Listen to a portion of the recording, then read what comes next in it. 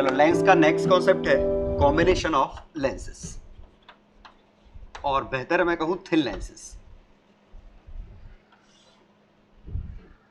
तो एक लेंस हमारा ये है, एक लेंस हमारा ये है। Thin lenses kept close to each other with same principal axis and kept in contact. इसके लिए बात कर रहे हैं। प्रिंसिपल एक्सिस दोनों की सेम है और एक दूसरे के कांटेक्ट में है। ये F1 है, ये F2।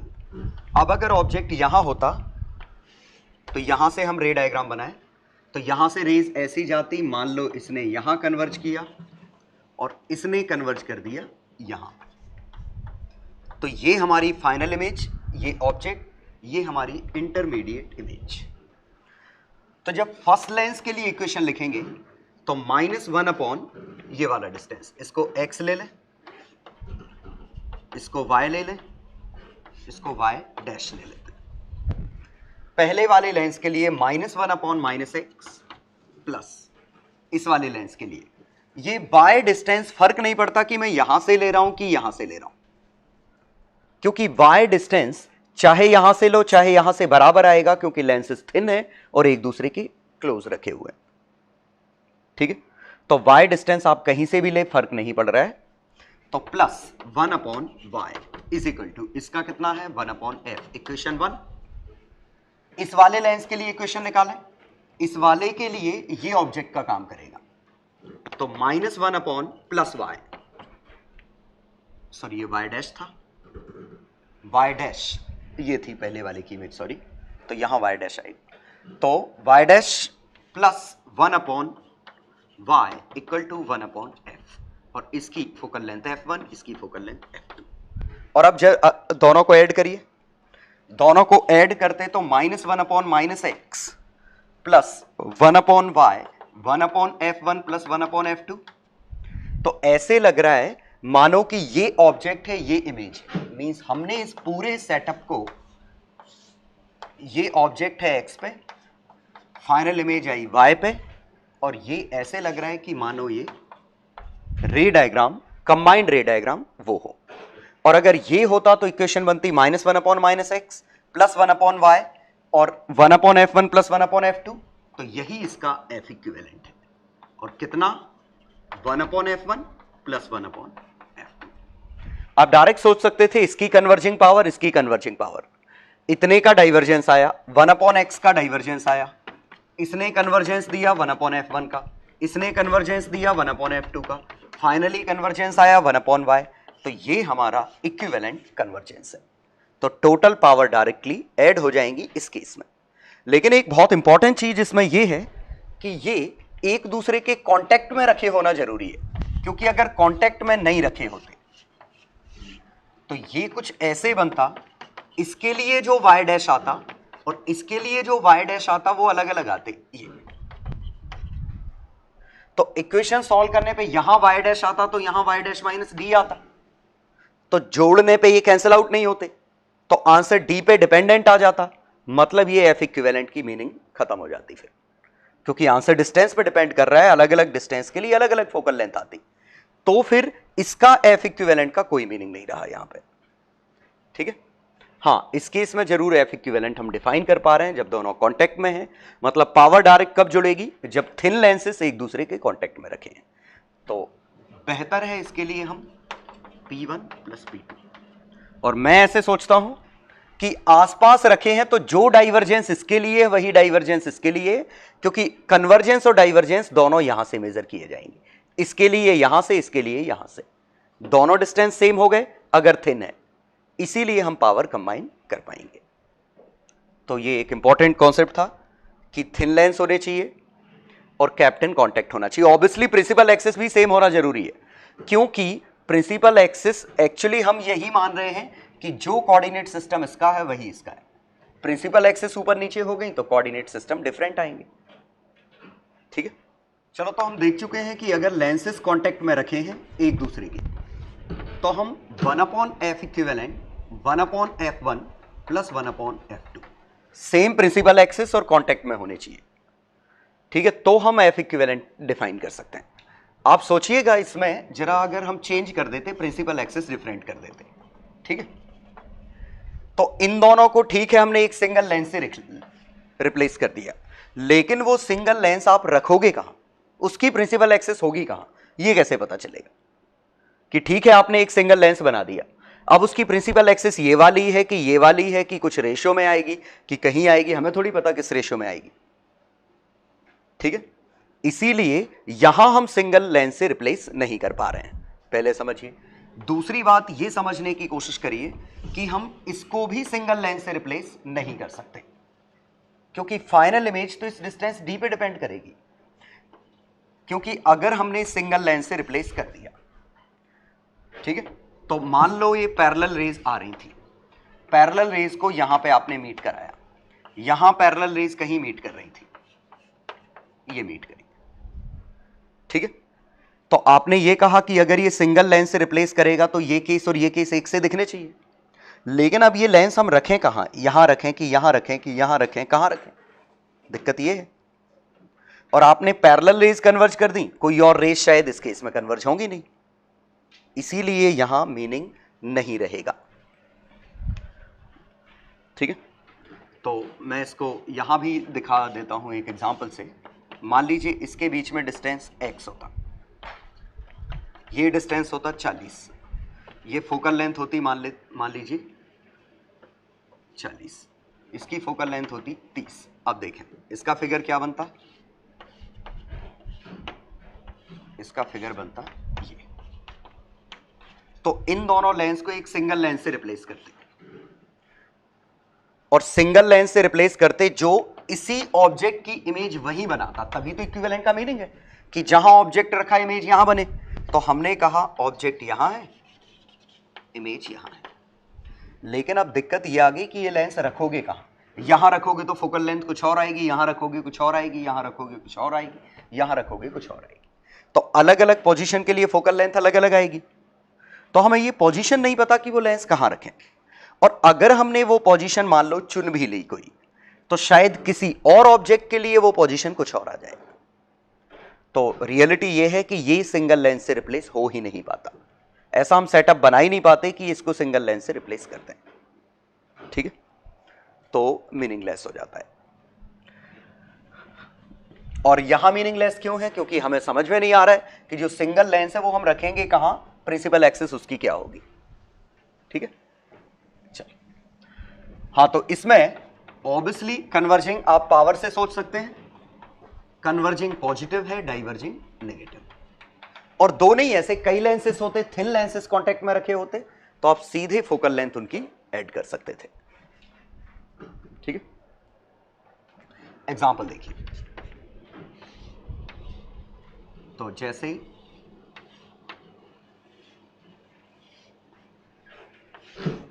ये ऑब्जेक्ट यहां से 60 पे, इसकी फोकल लेंथ 60, फोकल लेंथ 60। अब फोकल लेंथ की जगह मैं रेडियस भी दे सकता हूं, जैसे रेडियस इसकी मैंने मान लीजिए दी 15 और म्यू की वैल्यू 3/2। अब हम इक्विवेलेंट देखें तो इक्विवेलेंट पावर कितनी आएगी, तो इसकी फोकल लेंथ 1/60, इसकी फोकल लेंथ 1/60, इसकी फोकल लेंथ म्यू -1 -1/15, डाइवर्जिंग है, ये आया 1/60 और 1/60 1/30, ये सॉल्व करने पे -1/30, तो 1/f इक्विवेलेंट 0, मतलब f इक्विवेलेंट इंफिनिटी, इंफिनिटी मतलब इसकी पावर 0।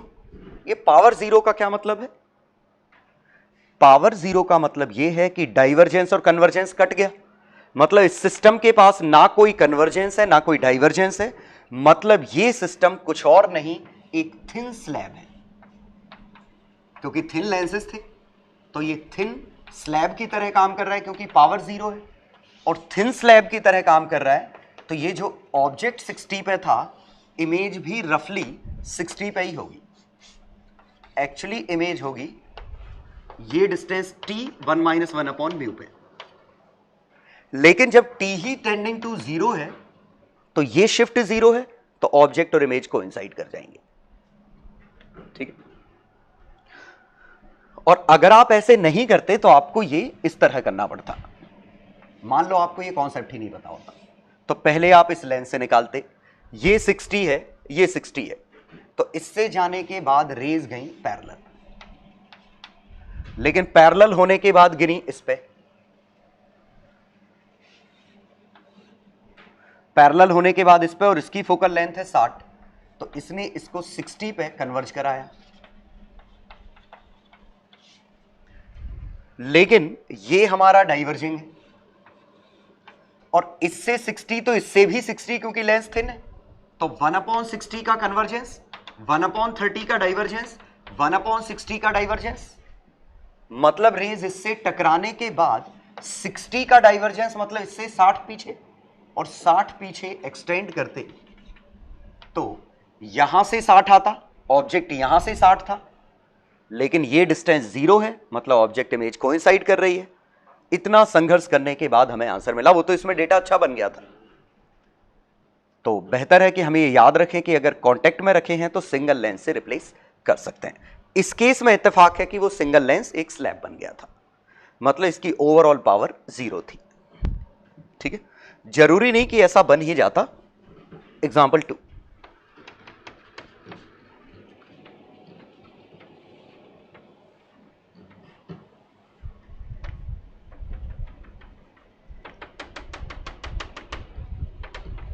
म्यू 4/3,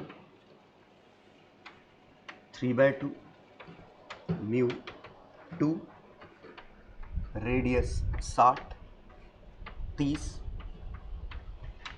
30। ठीक है, इसके लिए हमें निकालना होता, ऑब्जेक्ट यहां से 60 पे है, मैग्निफिकेशन एटसेट्रा सब कुछ निकालना है।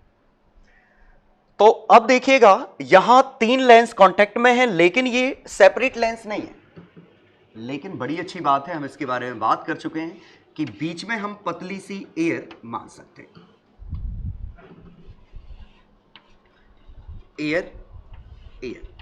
एयर मानने की वजह यह थी कि लेंस तभी डिफाइंड है जब दोनों तरफ मीडियम सेम है।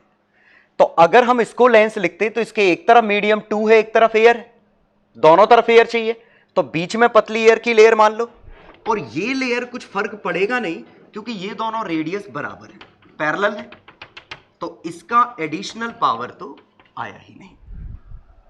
तो बीच में हम पतली एयर की लेयर या किसी भी मीडियम की, एयर माना क्योंकि इस तरफ एयर था, एयर की लेयर हमने हर जगह मानी। अब हम इनकी फोकल लेंथ डिफाइन करते हैं।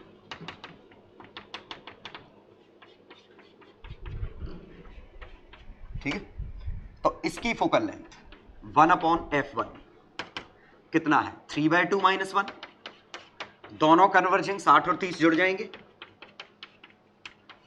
तो 1/f1 इज इक्वल टू 60 और 30 20, 1/40, तो इसकी फोकल लेंथ आ गई 40।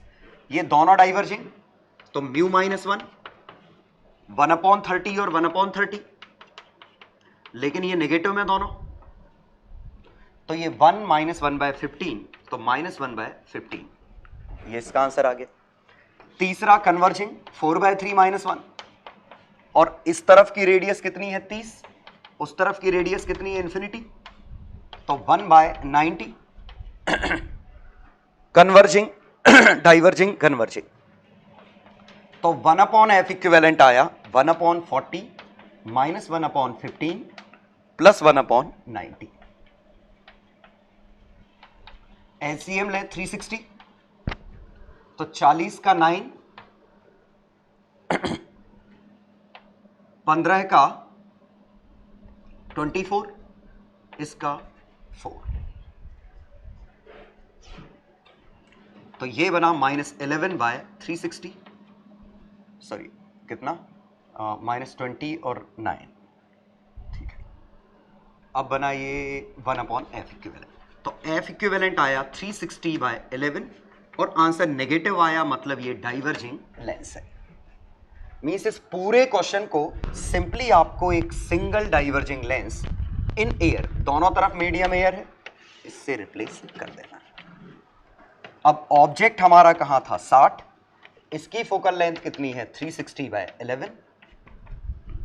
अब हमें इमेज चाहिए, तो कन्वर्जेंस डाइवर्जेंस से कर लो चाहो तो, इतने का डाइवर्जेंस, इतने का डाइवर्जेंस, LCM आया 360, 11 और 6 17, 360/7, तो फाइनल रे डायग्राम बना ऐसा 360/7।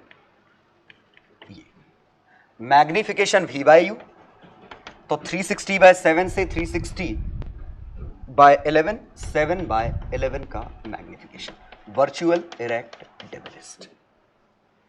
तो बहुत ही सिंपल सा कॉन्सेप्ट था। अगर कांटेक्ट में रखे हैं, बीच में एयर नहीं भी है, तो भी पतली सी एयर मान लीजिए, और फिर आप सबकी फोकल लेंथ निकाल लीजिए। एक सिंगल कन्वर्जिंग या डाइवर्जिंग लेंस बनेगा, तो ये क्वेश्चन इसमें कन्वर्ट हो जाएगा, और अब हम आंसर निकाल सकते हैं। और कॉन्सेप्ट क्या था? दोनों तरफ एयर थी, इसीलिए बीच में हमने एयर एज्यूम कर ली है। ठीक है, अब कुछ क्वेश्चन दे रहा हूं, वो करने हैं आपको।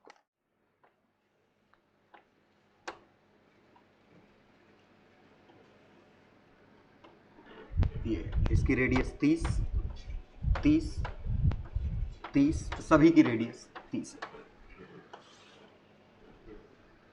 Mu 3/2, 2, 4/3, F equivalent. क्वेश्चन 2,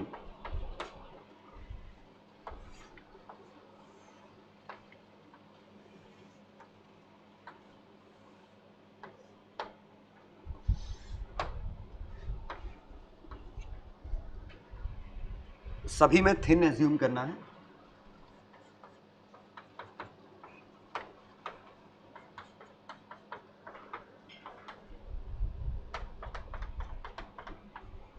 यहां है liquid mu, radius R,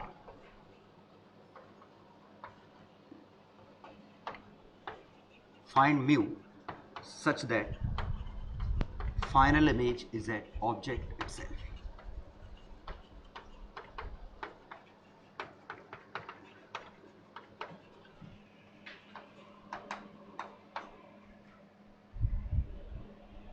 question 3, इसमें ये फ्लैट सरफेस है,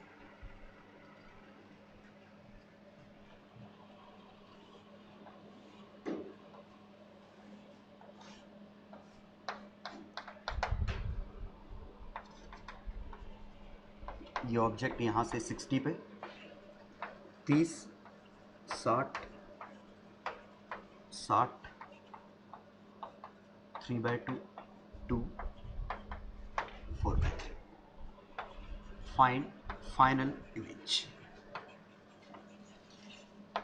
लास्ट वाले क्वेश्चन में यहां एयर है, यहां कुछ और मीडियम है, तो आपको दिमाग लगाना है इसके लिए क्या करेंगे। ठीक है, तो ट्राई करो। चलो सॉल्यूशन देखें।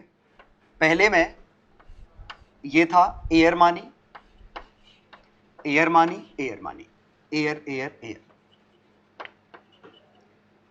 एयर एयर, 3/2 30 30, 1/2 इसकी फोकल लेंथ हो गई 30। सॉल्व करने पे एक सरफेस फ्लैट है, एक सरफेस की रेडियस 30 है, 2 - 1 इसकी फोकल लेंथ हो गई -30। इसकी फोकल लेंथ तो दोनों तरफ 30 और 4/3, तो 4/3 - 1 1/30 + 1/30 45। ठीक है, ऐसे 1/30 1/30, कन्वर्जिंग दोनों है, 1/15 3 45। और सिंपल सी बात है, 1/ करके जोड़ते तो ये दो तो कटने ही थे, बचता क्या? सिर्फ ये वाला, तो 1/F इक्विवेलेंट 45 पहले पार्ट का आंसर। तो F इक्विवेलेंट 45, और पावर पूछी होती तो 100/45 डायोप्टर। क्वेश्चन 2 में भी इमेज ऑब्जेक्ट पे चाहिए, इसका मतलब क्या है कि बीच में हमने जो एयर मानी, एयर एयर एयर एयर, और इमेज अगर ऑब्जेक्ट पे चाहिए, ये तभी पॉसिबल है जब बिना रेज मुड़े सीधी निकल जाए, तो ये इमेज ऑब्जेक्ट पे ही आएगी। मतलब इसकी पावर इक्विवेलेंट 0 हो जाए, मतलब ये स्लैब बन जाए, और power equivalent 0, diverging converging diverging cut जाए। इसकी फोकल लेंथ कितनी है? तो इसकी 1/F की वैल्यू 3/2 - 1, 1/∞ 1/R नेगेटिव में, तो F1 आ गया -2R। इसकी फोकल लेंथ दोनों तरफ radius R, mu -1, 1/R 1/R converging, तो इसकी 1/F की वैल्यू म्यू -1 × 2/R, इसके 1/f की वैल्यू दोनों तरफ radius r 3/2 - 1 1/r + 1/r negative में, तो इसकी फोकल लेंथ की वैल्यू -1/r, इसकी फोकल लेंथ -1/2r। ठीक है, तो total -1/2r plus mu -1 2/r -1/r equal to 0, r उड़ा दिया, 2 mu -1 equal to 3/2, mu equal to 7/4। ठीक है, लास्ट क्वेश्चन। अब लास्ट क्वेश्चन में एक छोटी सी दिक्कत ये हो गई कि एक तरफ एयर है, एक तरफ वाटर है, अलग अलग मीडियम है, मतलब ये इक्विवेलेंट लेंस मानने के लिए हमें दोनों तरफ एयर चाहिए थी। ठीक है, तो आप इसमें यहां एयर है, यहां एयर मान ली हमने पतली सी, हमने यहां एयर है, यहां एयर मान ली, तो ये भी लेंस बन गया, ये भी लेंस बन गया, लेकिन ये अभी भी एक हमारी सरफेस है, क्योंकि फाइनली रेस तो इस मीडियम में जा रही है, ऑब्जेक्ट हमारा 60 पे, कोई दिक्कत नहीं। अब तो इन दो को कंबाइन कर सकते हैं। आपने पतली सी लेयर यहां मानी, पतली सी लेयर यहां मानी, ये ऐसा बना, तो इन दो को तो हम कंबाइन कर ही सकते थे। तो अब देखिए 3/2 30 और 60, रेडियस 30, रेडियस 60, 3/2, तो 3/2 1/30 40, इसकी फोकल लेंथ आ गई 40।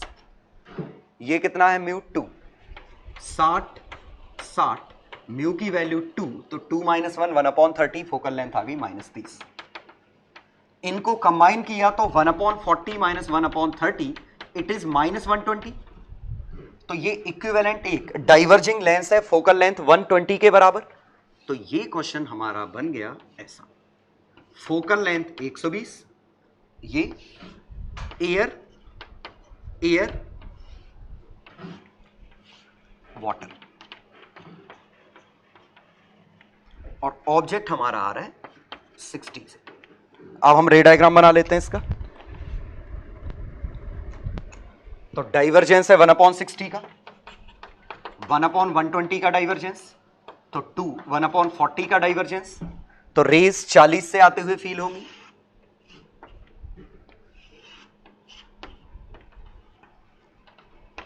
रेज 40 से आते हुए फील होंगी। ये डिस्टेंस 0 है, तो इसके लिए भी u 40 होगा, लेकिन एयर से 4/3 में जा रही है, और रिफ्रैक्टिंग सरफेस का फॉर्मूला, मतलब कौन सा formula, μ1/u μ2/v μ2 - μ1/r। Air से आ रही है, कितना डिस्टेंस है 40 का, नेगेटिव, μ2 कितना है 4/3, v पता नहीं, 4/3 - 1, रेडियस कितनी है +60, तो 1/40 4/3/v is equal to 1/180, 4/3/v 1/180 - 1/40, LCM लें 360, 2 - 9 4/3/v, v की वैल्यू 480/7 नेगेटिव का, ठीक है, और 480/7 का नेगेटिव, मतलब रेज बनी ऐसे कुछ, फाइनल इमेज आई 480/7।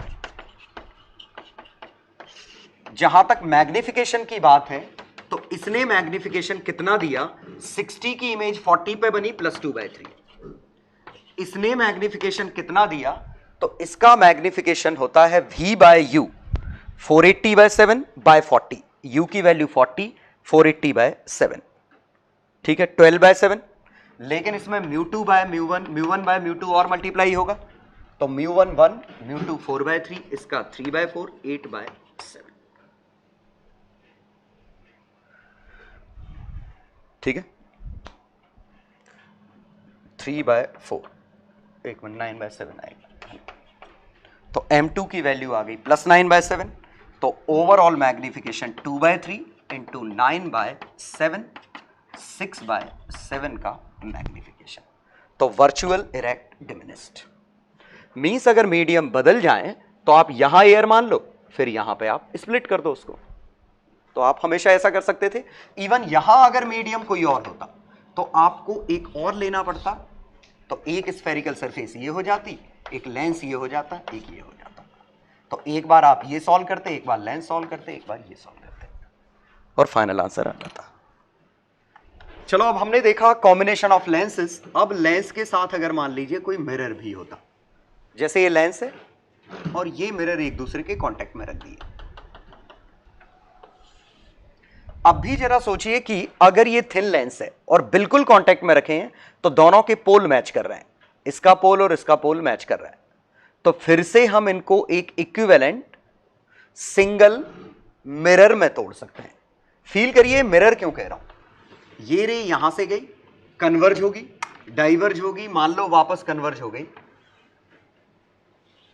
तो इसको अगर सिंगल इससे रिप्लेस करते तो rays are being reflected back, that means it is behaving like a concave mirror. Means इसको अगर सिंगल से रिप्लेस करते तो ये मिरर की प्रॉपर्टी फॉलो करेगा, क्योंकि फाइनली रेज टकरा के वापस आ रही है। और अब इसमें हम बात करें तो ये पावर, ये लेंस दो बार यूज होगा, जाते समय कन्वर्ज करेगा, आते समय कन्वर्ज करेगा। ये क्या करेगा, डाइवर्ज।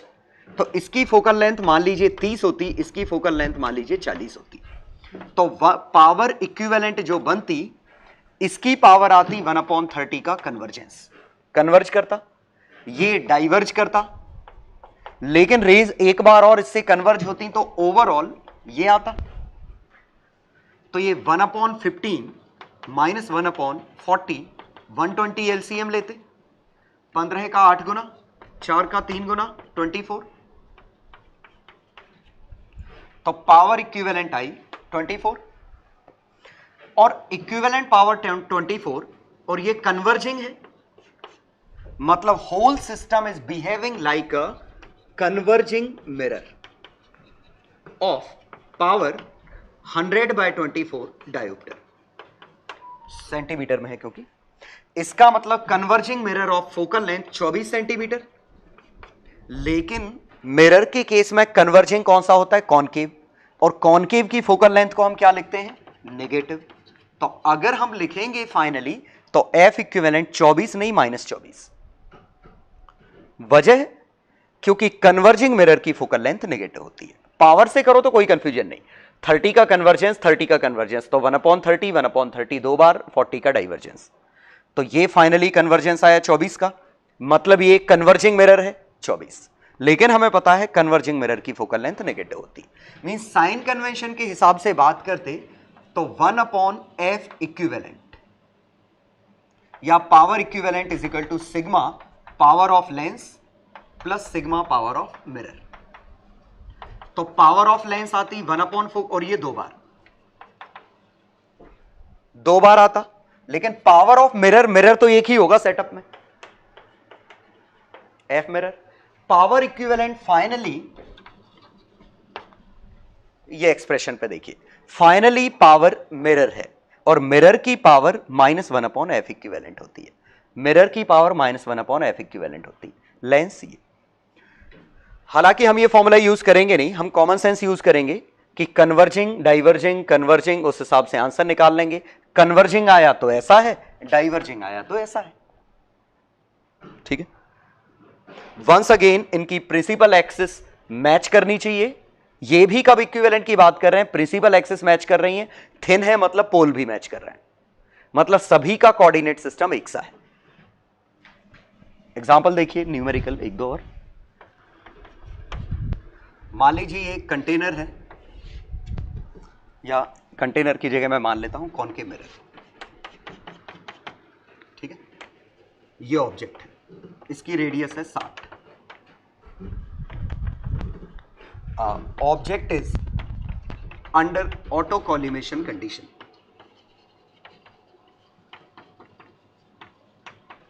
ऑटो कॉलिमेशन कंडीशन मतलब वापस से रेज ऑब्जेक्ट के ऊपर ही गिरी।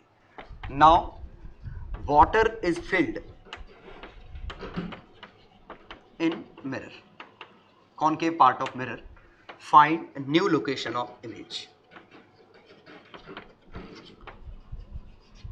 ये था। तो क्वेश्चन में पहली कंडीशन से क्या पता चला, ऑटो कॉलिमेशन मींस ऑब्जेक्ट यहां से रखा है, ये केस है। और ये केस मिरर में कब बनता? जब ये 60 सेंटीमीटर पे रखा होता, रेडियस पे, सेंटर से रेज आ रही होती। ठीक है, तो ये ज्योमेट्री से कर लिया मिरर के केस में। अब सेकेंड पार्ट में हमने क्या है, यहां भर दिया पानी। अब यहां पानी भरा तो यहां से आने पर रे टकराने से पहले इससे मीट करेंगे और ये टुवर्ड्स द नॉर्मल आएगा, फिर कुछ और आएगा, फिर अवे फ्रॉम नॉर्मल आएगा, फाइनल रे डायग्राम ऐसा बनेगा। तो फाइनली इमेज निकालने के दो तरीके, या तो वाकई में आप इंस्टॉलमेंट में कर लो। इंस्टॉलमेंट में कैसे? यहां पे ये वाटर सरफेस है, हम कोई कंबाइन वंबाइन नहीं कर रहे हैं, हम सीधे सॉल्व कर रहे हैं। रेज कहां से आ रही हैं? 60 से। अब ज्यों ही इससे टकराएंगी, और वाटर का रिफ्रैक्टिव इंडेक्स कितना होता है? 4/3। वाटर लिखा है, हाँ 4/3। तो रेज कहां से आते हुए फील होंगी? 60 का 4/3 दैट मींस 80। अब तो ये मिरर पे गिरी, अब इनके साथ क्या होगा? तो मिरर के लिए सॉल्व करना पड़ेगा, तो क्यों ना कन्वर्जेंस डाइवर्जेंस से सॉल्व कर लें। 80 का डाइवर्जेंस, मिरर की फोकल लेंथ 30 है, रेडियस 60 है, तो 30 का कन्वर्जेंस, तो फाइनली 240, 80 और 30 का एलसीएम 240, ऊपर आता -3, नीचे आता 8, ये आता 48।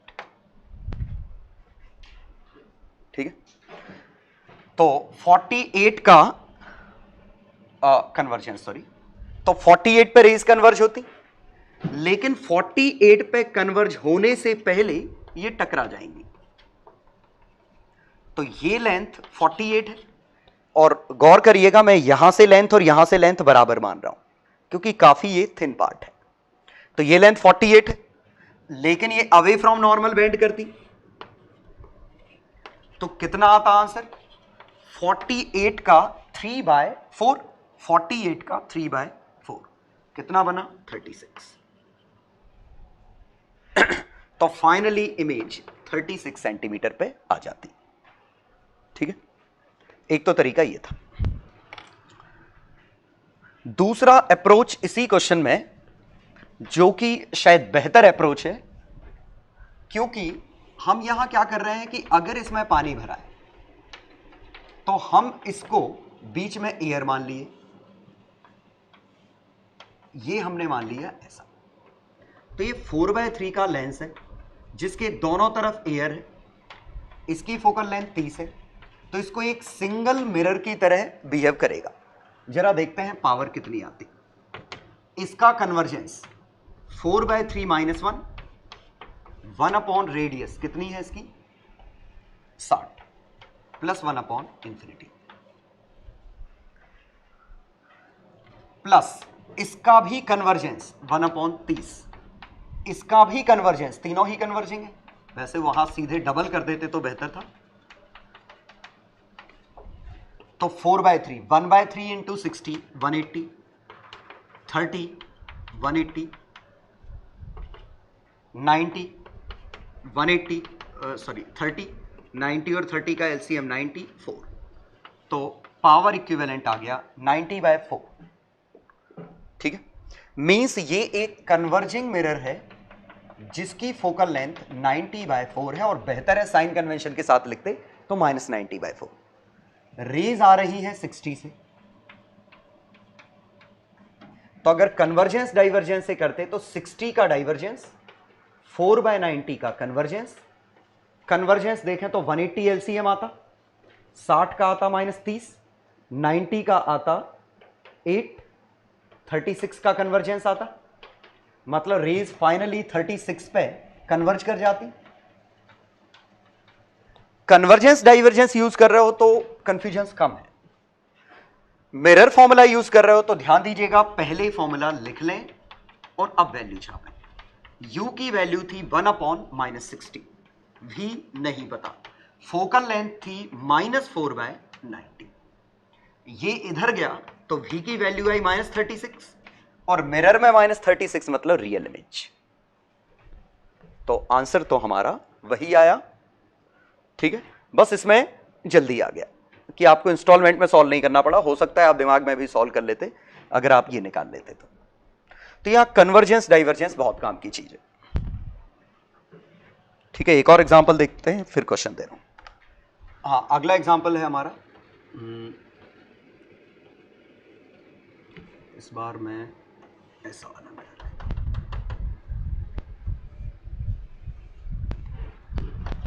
और कोई मीडियम लेता हूं।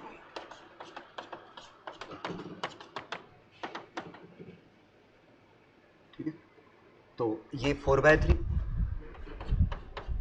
3/2, 60, 60। ऑब्जेक्ट यहां से, ऑब्जेक्ट भी 60 पे ही मान लेता हूं। फाइनल इमेज हमें बतानी होती है।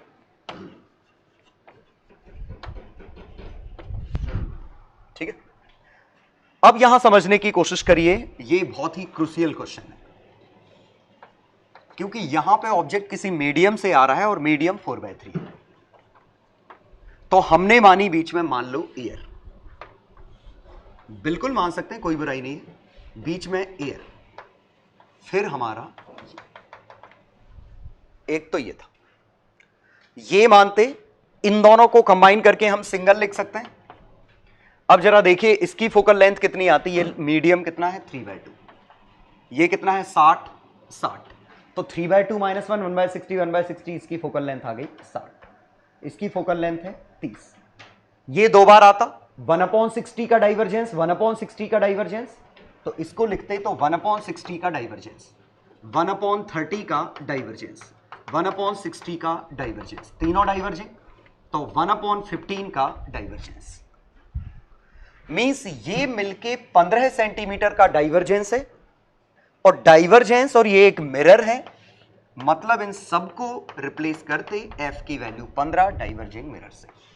लेकिन ये सच्चाई नहीं बदल जाएगी कि ऑब्जेक्ट हमारा 4/3 है, क्योंकि हमने बीच में एयर मानी थी।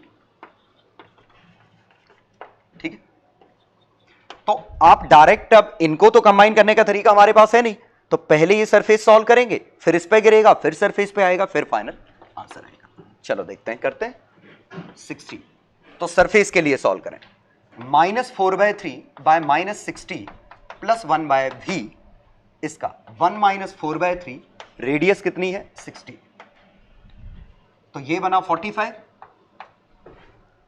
ठीक है, प्लस 1/v, ये बना 180, तो 1/v is equal to -1/45 plus 1/180। मैंने आपसे रिकमेंड किया था कि आप कन्वर्जेंस डाइवर्जेंस से लास्ट चेक कर लें। इनपुट डाइवर्जिंग था, सरफेस कन्वर्जिंग है, नेगेटिव पॉजिटिव, तो 1/v is equal to LCM कितना आया 180, 45 का 4 गुना -3/180, तो v की वैल्यू आ गई -60। ठीक है, अब रियलिटी ये थी कि हमने फालतू ये निकाला। जरा समझिए, ये रेडियस इसकी 60 थी, ऑब्जेक्ट भी 60 पे है, तो जो यहां से रेज गिर रही हैं यही इसका सेंटर ऑफ कर्वेचर है। एक स्फेरिकल ऑब्जेक्ट है, उसकी रेडियस 60 है और 60 से ही रेज आ रही हैं, तो ये रेज इस पे नॉर्मली गिरेंगी, नॉर्मली गिरेंगी तो बिना डिविएट किए निकल जाएंगी। तो ये हमने फालतू सॉल्व किया, लेकिन ठीक है, हमें जस्टिफाई करना आना चाहिए। तो ये रेज बिना बेंड किए निकल गई क्योंकि इमेज हमारी यहीं पे है, तो ये ऑब्जेक्ट और पहली इमेज तो यही है। अब दूसरा काम है, दूसरा काम है कि हमें इस मिरर के लिए सॉल्व करना है। इस बार मैं मिरर फॉर्मूला लगा रहा हूं। मिरर फॉर्मूला ये है, कन्वर्जेंस डाइवर्जेंस भी लगा सकते हैं, तो 1/-60 प्लस 1/v 1/+15। डाइवर्जिंग मिरर की फोकल लेंथ पॉजिटिव होती है, और मैं हमेशा ऐसे क्रॉस चेक कर लेता हूं कि डाइवर्जिंग और डाइवर्जिंग ऐड होना था, तो देखो दो चीजें ऐड हो रही हैं, और v पॉजिटिव आना मतलब वर्चुअल है, तो ये आया v की वैल्यू 12, एलसीएम 60, 60/4, 60/5 12, प्लस 12 मतलब इमेज इधर है। या आप करते कितने का डाइवर्जेंस, 60 का डाइवर्जेंस, 15 का डाइवर्जेंस, 12 का डाइवर्जेंस, और फाइनली डाइवर्जिंग मींस रेज ऐसी है। तो रेज कहां से आ रही हैं? 12 से। लेकिन काम अभी भी नहीं हुआ, हमें फिर से सॉल्व करना है इसके लिए। देखते हैं। तो अब ये इस सरफेस के लिए सॉल्व होगा और क्वेश्चन क्या बन गया है? रेज आ रही है यहां से 12 से, तो -1/-12, ये तो कन्वर्जेंस डाइवर्जेंस से कर नहीं पाते, फॉर्मूले ही लगेंगे इसमें, प्लस 4/3 इसका बाय वी, सॉरी वी तो हमें पता नहीं ना, इज इक्वल टू 4/3 -1/60। तो 4/3/v -1/12 प्लस 1/180। ठीक है,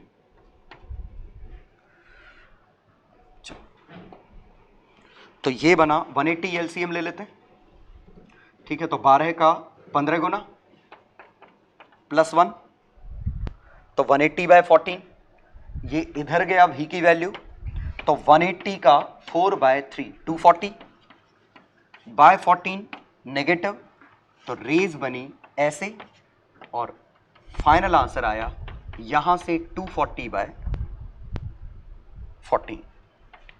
और देखिएगा यहां से 240/14 मतलब फाइनल इमेज यहां से भी 240/14, ये फाइनल इमेज, ये ऑब्जेक्ट। ठीक है, तो हमने कैसे किया, फिर रिपीट कर रहा हूं। पहले हमने इस सरफेस से निकाला, इनको कंबाइन कर दिया। कंबाइन नहीं करते तो और मेहनत हो जाती, पहले इसका निकालो फिर इसका फिर इसका फिर इस पे, कंबाइन करके एक कर लिया। तो इससे तो निकालना पड़ेगा, तभी रेज एयर में जाएंगी। इत्तेफाक से सेम आ गया। अब एयर में गई, फिर जब हमने इसके लिए सॉल्व किया, यहां से वापस आई, फिर सॉल्व किया, तो ओवरऑल 3 सॉल्व करने हैं, रिफ्रैक्शन रिफ्लेक्शन रिफ्रैक्शन, और फाइनल हमारा आंसर ये आ गया। हाँ, इसमें पूछा होता मैग्निफिकेशन कितना है, तो पहले बार का तो मैग्निफिकेशन +1 है, m1 60 है, 60 पे ही बन गई। इसका मैग्निफिकेशन m2, इसकी इमेज कहां पे थी, 60 पे थी, और 12 पे इमेज बनी 1/5। m3 इस सरफेस से, इस सरफेस का, एक मिनट, इसका मैग्निफिकेशन +1 नहीं है, हाँ ये गलती कर दी मैंने, क्योंकि मैग्निफिकेशन इसका v/u तो होता ही है, साथ में इंटू μ1/μ2 भी होता है, तो v और u बराबर है, लेकिन μ1/μ2 4/3 है, तो m1 4/3 है। m2 मिरर है, सीधे v/u होता, 60 से 12 बना, अपोजिट साइड है, इरेक्ट। अब फिर से फ्लैट सरफेस है, तो मैग्निफिकेशन v की वैल्यू 240/14, u की वैल्यू 12 इंटू μ1/μ2 3/4। ठीक है, तो 12 से 20, 4 से 5, 15/14, तो टोटल मैग्निफिकेशन आया 4/3, 1/5, 15/14, 4/14 काफी कम हो गया, 2/7। ठीक है, हम दूसरे तरीके से भी चेक करेंगे। ठीक है, सही है आंसर, हाँ 2/7 आ गया प्लस का, तो वर्चुअल इरेक्ट डिमिनिस्ट एक तरीका ये था। दूसरा तरीका हमारा ये होता कि हम इतना संघर्ष करने की बजाय, ध्यान दीजिएगा, हमने बीच में एयर मानी, लेकिन हमें कोई रोक थोड़ी रहा है, हम बीच में वाटर भी मान सकते थे। तो अगर मैं वाटर मान लेता तो अंतर क्या आता कि आपको ये सॉल्व करना बच जाता। अब आपका ऑब्जेक्ट यहां है, 4/3 इधर 4/3 इधर, काम बन गया, दोनों तरफ वाटर। और बस अब आपको क्या करना है कि आपको कर्व्ड सरफेस से कहीं रिफ्रैक्शन लेने नहीं है, इनका इक्विवेलेंट एक सिंगल मिरर होगा, और मीडियम आपका यत्र तत्र सर्वत्र 4/3 ही है, और तो कोई मीडियम बदला नहीं। अब जरा इसकी पावर, इसकी फोकल लेंथ लिखते, तो इसकी फोकल लेंथ का फॉर्मूला 3/2/4/3 -1, 1/60 1/60 डाइवर्जिंग, ये आता, ये 9/8 1/8 इंटू 1/30 1/240 डाइवर्जिंग, तो इसका 1/240 डाइवर्जिंग सॉरी ये मेरा डाइवर्जिंग निकलेगा फाइनली, ये भी डाइवर्जिंग कितना है 30, ये एक बार और डाइवर्जिंग 240, तो 1/120 माइनस 1/30, एलसीएम आया 120, ये आया 5, 24 नेगेटिव, तो ये फोकल लेंथ आ गई 24 सेंटीमीटर और पावर नेगेटिव है कन्वर्जिंग पावर, लेकिन फोकल लेंथ प्लस है, या आप ऐसे साइन बना लो। अब डाइवर्जेंस कितने का था 60 का, उसने डाइवर्जेंस कितना दिया 24 का, तो ओवरऑल डाइवर्जेंस तो 240 एलसीएम ले लो, ऊपर 4 नीचे 10, तो 14/240 का डाइवर्जेंस, मींस रेज अगर यहां से गई तो ये रेज डाइवर्जेंस लेंगी कितने का 240/14 का। कहां से आ रही है रेज 60 से, तो मैग्निफिकेशन कितना है सीधे -v/u, तो v की वैल्यू 240/14, u की वैल्यू 60, नेगेटिव का नेगेटिव कट गया, आंसर 4/14 प्लस का 2/7। या चूंकि मिरर है तो फार्दर इज लार्जर, इन दोनों के डिस्टेंस का रेशियो ही मैग्निफिकेशन है, मिरर में अपोजिट साइड मतलब इन्वर्टेड, तो सीधे दिस अपॉन दिस करते 4/14 2/7 और हमारा आंसर सही आया। तो समझिए आपके पास ऑप्शन था बीच में एयर मान लो या बीच में वाटर मान लो। अब मुद्दा ये उठा कब क्या कर सकते हैं, तो जो अच्छा लगे वो करके देखो, आपका आंसर अपने आप मैच करेगा, नहीं करेगा तो कुछ गलती होगी वो ढूंढना, ठीक है। तो ये क्वेश्चन एग्जैक्टली यही समझाने के लिए था कि बीच में आप एयर भी एज्यूम कर सकते थे, वाटर भी एज्यूम कर सकते थे। वाटर एज्यूम करने में हमें कर्व्ड सरफेस सॉल्व नहीं करनी पड़ी। फाइनल मैग्निफिकेशन आपका सब कुछ सही आएगा, लोकेशन ऑफ इमेज भी सही आएगी। तो मैं कुछ क्वेश्चन दे रहा हूं, उनको आपको ट्राई करना है। चलो ये छोटे छोटे 3 क्वेश्चन करो। पहले में एफ इक्विवेलेंट ऑफ फॉलोइंग, इसकी फोकल लेंथ दी है 30, इसकी फोकल लेंथ 20, बाकी सब जगह एयर है, एयर एयर। यहां 3/2 रेडियस दे रखी है, ये राइट साइड सिल्वर्ड है, बाहर एयर है।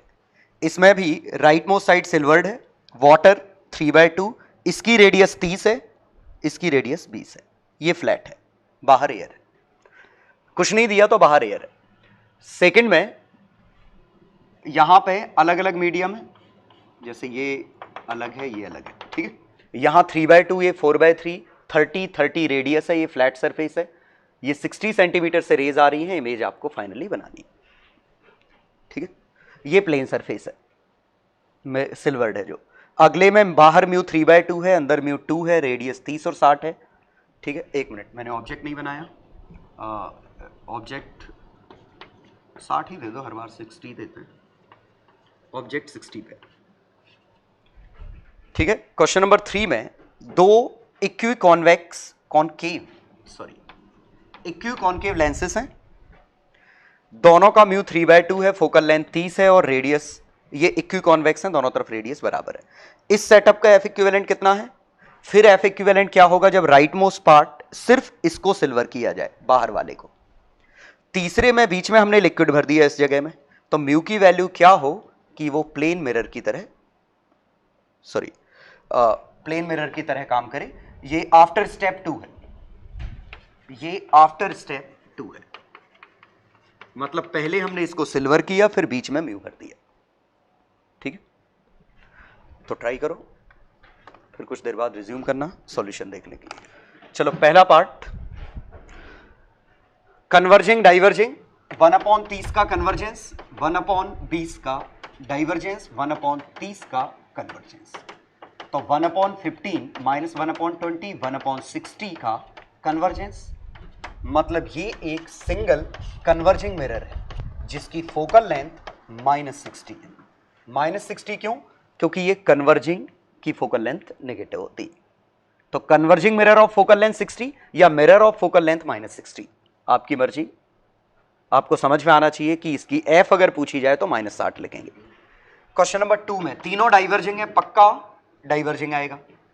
अब ये लेंस और बीच में एयर मानी एक ही है, इसकी फोकल लेंथ 3/2 -1, 1/30, 1/30 -30। इसकी फोकल लेंथ 30 नहीं है, 15 है। डाइवर्जिंग 1/30 का डाइवर्जेंस जाते समय, 15 का डाइवर्जेंस, 30 का आते समय, तीनों डाइवर्जेंस 1/15 7.5 का डाइवर्जेंस। तो ये एक ऐसा है जिसकी फोकल लेंथ 7.5 सेंटीमीटर है प्लस की। ठीक है। क्वेश्चन 3, क्वेश्चन 3 में एक लेंस हमारा ये वाटर वाला है, एक हमारा ये है, एक हमारा ये है। जरा समझिए, तीनों कन्वर्जिंग है।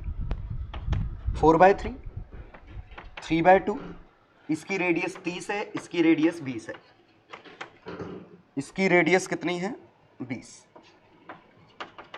तो फोकल लेंथ आ गई 10। फोकल लेंथ लिखते हैं, इसकी रेडियस दे रखी है 30, तो इसकी फोकल लेंथ आ गई 90।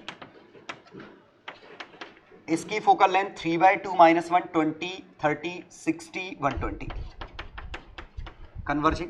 फोकल लेंथ इसकी 10 कन्वर्जिंग।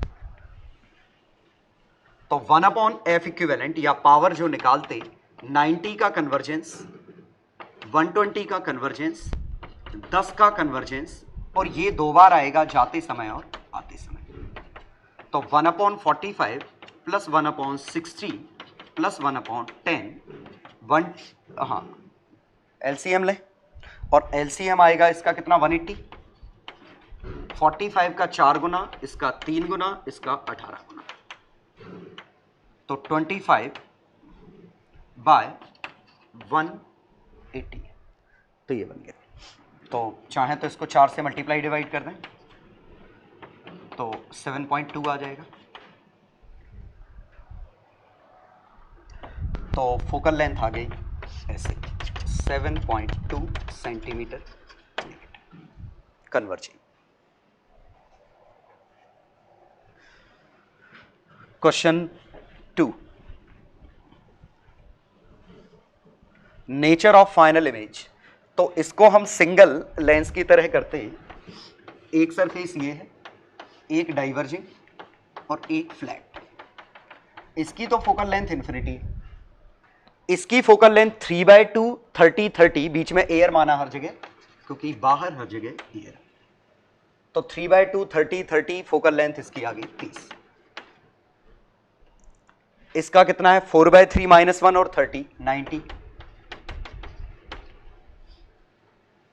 ठीक है, नेगेटिव। पावर जोड़ते तो 30 का कन्वर्जेंस 90 का डाइवर्जेंस दो बार, और इसका तो कोई रोल ही नहीं है, तो ये बना 1/15 - 1/45, तो 45/2। 3 से मल्टीप्लाई डिवाइड किया 45/2, तो ये एक इक्विवेलेंट कन्वर्जिंग मिरर है जिसकी फोकल लेंथ 45/2 का नेगेटिव है। कन्वर्जेंस डाइवर्जेंस से करते हैं तो हमें दिक्कत ही नहीं। 60 का डाइवर्जेंस, 2/45 का कन्वर्जेंस, एलसीएम ले लो तो कितना आएगा 180, तो -3 प्लस 45 का 4 गुना 8 36, तो 36 पे जाके रेज बनेगी। और चूंकि ये मिरर है, दोनों सेम साइड है, 60 और 36 सेम साइड है, तो मैग्निफिकेशन 36/60.6 का, और वो भी नेगेटिव, तो real inverted diminished.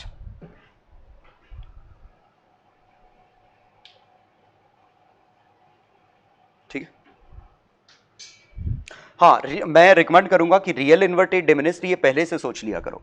Focal length 22.5 आई है, 22.5 और 22.5 का डबल होता 45, तो ये एक मिरर है जिसका सेंटर 45 पे है, लेकिन ये रखा है 60 पे, तो सेंटर ये है, सेंटर के बियॉन्ड तो सेंटर और फोकस के बीच में आंसर आएगा, सेंटर और फोकस के बीच में आंसर आएगा। ठीक है, तो 45 से छोटा आंसर आएगा और रियल इन्वर्टेड डिमिनिस्ड बनेगी। ठीक, चलो बी पार्ट। तो चूंकि हम जानते हैं इसमें कि हम बीच में 3/2 मानेंगे, सो दैट हमें कर्व सरफेस का ना लेना पड़े। 3/2 ये आया 60। अब इन दोनों को कंबाइन कर लेते हैं। म्यू कितना है इसका 2, तो इसकी फोकल लेंथ 2/3/2 2/3/2 -1 1/R1, रेडियस कितनी है 30, 1/r2 कितना है 60, 4/3 -1, 1/3, 1/20, 1/60, इसकी फोकल लेंथ आ गई 60, इसकी फोकल लेंथ आ गई 30। अब ये 60 में 2 बार कन्वर्जेंस आएगा, 1/60, 1/60, एक बार इसका 1/30, ओवरऑल 1/10, 1/15। तो F इक्विवेलेंट 1/60 कन्वर्जेंस, 30, 60 का कन्वर्जेंस, 1/15 का कन्वर्जेंस, तो फोकल लेंथ आ गई इसकी 15 और वो भी कन्वर्जेंट। और मिरर का फोकल लेंथ तो मीडियम पे डिपेंड करता नहीं है, तो आंसर मीडियम पे डिपेंड नहीं करने वाला है। 60 का डाइवर्जेंस, 15 का कन्वर्जेंस, ठीक है, तो 20 का कन्वर्जेंस, तो इमेज आएगी 20 पे, 1/3 हाइट, तो मैग्निफिकेशन -1/3, रियल इन्वर्टेड डिमिनिस्ड, और 20 पे इमेज बनी। क्वेश्चन 3, पहला पार्ट तो महाटप्पा, क्योंकि इसकी फोकल लेंथ दी है 30 ही दी है, इसकी भी फोकल लेंथ 30, और बेहतर है -30 कहूं मैं, तो कंबाइन करके ये सिंगल ही डाइवर्जिंग लेंस है जिसकी फोकल लेंथ 15। पहला पार्ट हो गया। दूसरे पार्ट में हमने क्या किया कि इसी को एक हिस्से को सिल्वर कर दिया, तो अब हम बनाते तो 1, 2, 3, ये 2 बार, इसकी फोकल लेंथ थी 30, फोकल लेंथ 30, इसकी फोकल लेंथ चाहिए तो उसके लिए रेडियस चाहिए, तो चूंकि इक्वी कॉन्वेक्स कहा है, रेडियस r और r है, म्यू 3/2 है, तो 3/2/1 - 1, 1/r, 1/r, और एक्चुअली ये नेगेटिव इज इक्वल टू इसकी फोकल लेंथ 30, तो 1/r इक्वल टू 1/30, इत्तेफाक से रेडियस 30 ही है, रेडियस 30 है, लेकिन हम फोकल लेंथ में इंटरेस्टेड हैं 15, तो 1/30 2 बार, 1/15 सभी डाइवर्जिंग है,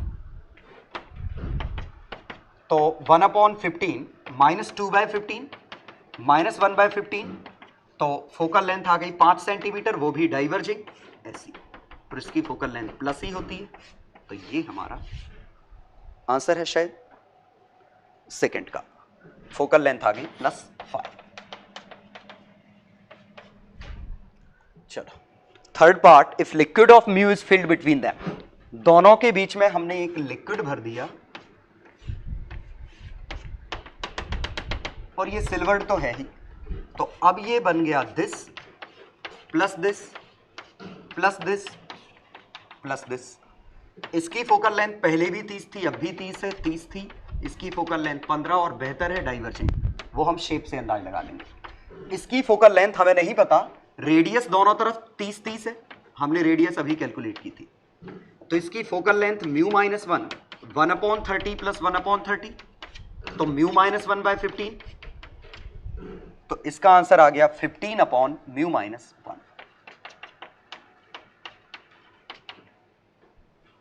ये इसका डाइवर्जिंग -1/30, इसका डाइवर्जिंग -1/30, और ये भी 2 बार,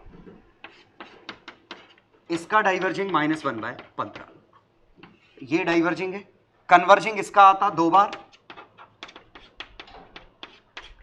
और ये टोटल टर्म कट जाना चाहिए तभी प्लेन मिरर है, डाइवर्जिंग डाइवर्जिंग 2 बार, एक बार इसका डाइवर्जिंग, इसका 2 बार कन्वर्जिंग, और ये सभी कैंसल आउट होना चाहिए। वैसे ये टर्म हम निकाल चुके थे, 5 आया था, ठीक है, ये 15 2 3/15 -1/5 प्लस 2μ -1/15 इक्वल टू 0, म्यू की वैल्यू 5/2, ठीक है, 5 से 3 काटा, 3/2 + 1 5/2, ये हमारा आंसर है। तो ये इंटरेस्टिंग डिस्कशन किया। अब इसके बाद हम बात कर लेते हैं, अगर प्रिंसिपल एक्सिस मैच नहीं करती तो एक इधर होता और एक कहीं यहां होता, अब हमें इमेज बनानी होती, तो प्रिंसिपल एक्सिस मैच नहीं करती तो उनके बीच का डिस्टेंस दिया होता, तो इनके बीच का डिस्टेंस मान लीजिए दिया है 1 सेंटीमीटर, पिछली क्लास में इस तरह के क्वेश्चन हम कर चुके हैं।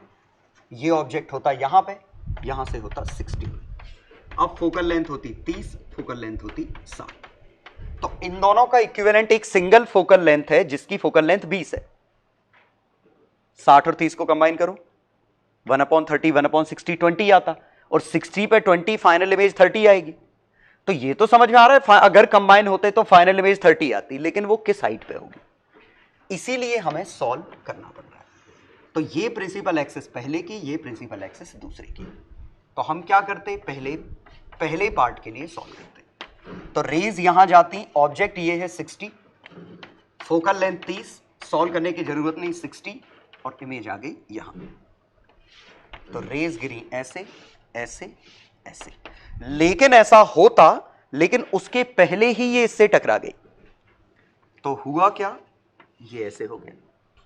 तो अब जब हम इसके लिए सॉल्व करेंगे तो कैसे सॉल्व कर रहे हैं, सिंपली समझने की कोशिश करिए कि ऑब्जेक्ट इससे, वर्चुअल ऑब्जेक्ट जो रखा है, जरा सोचिए, इसकी प्रिंसिपल एक्सिस ये है, ऑब्जेक्ट आपका यहां आया 1 सेंटीमीटर पे, इसकी प्रिंसिपल एक्सिस ये है, तो प्रिंसिपल एक्सिस से 1 सेंटीमीटर ऊपर, मतलब रेज इसके लिए कुछ ऐसी गिर रही थी, ऐसे 1 सेंटीमीटर ऊपर।